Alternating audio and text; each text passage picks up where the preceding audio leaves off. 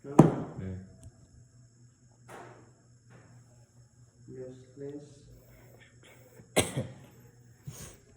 Military professionalism.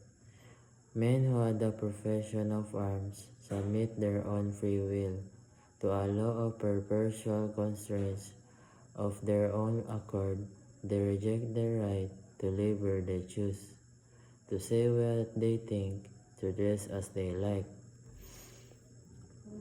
From the moment they become soldiers, it needs but an order to settle them from this place, to move them to that, to separate from their families and dislocate their normal lives.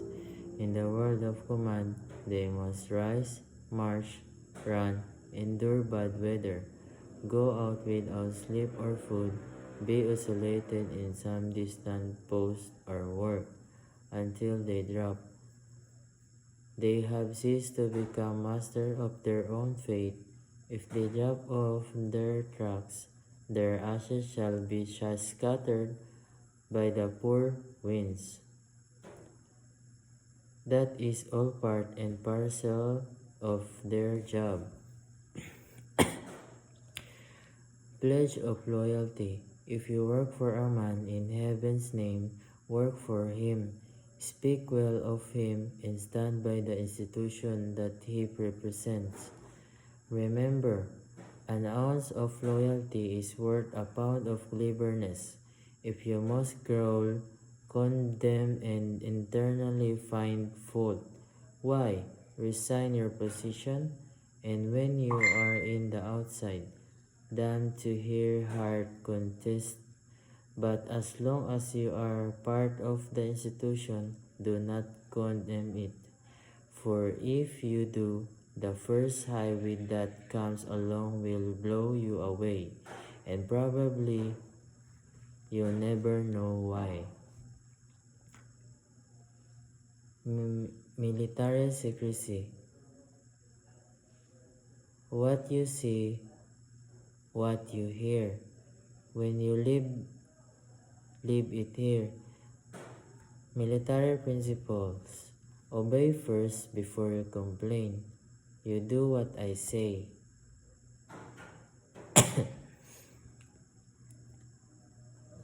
11 general orders to take charge of this post and all government properties in view, to walk my post in military manner, keeping always on the alert in everything that takes the place within sight of or hearing, to report or violation of orders I am instructed to enforce, to report all calls from my post more distant from the guardhouse than my own, to quit my post only when properly relieved, to receive, obey, and pass to the sentinel who believes me.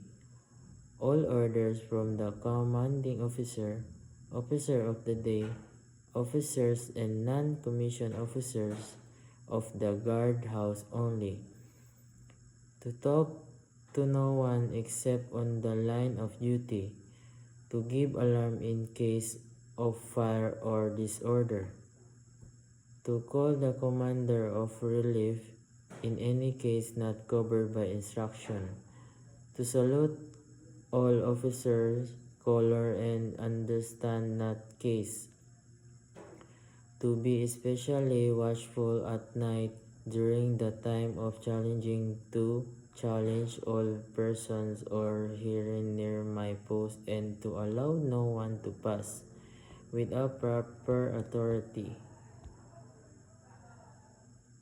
Okay na to? What? Ano na yan?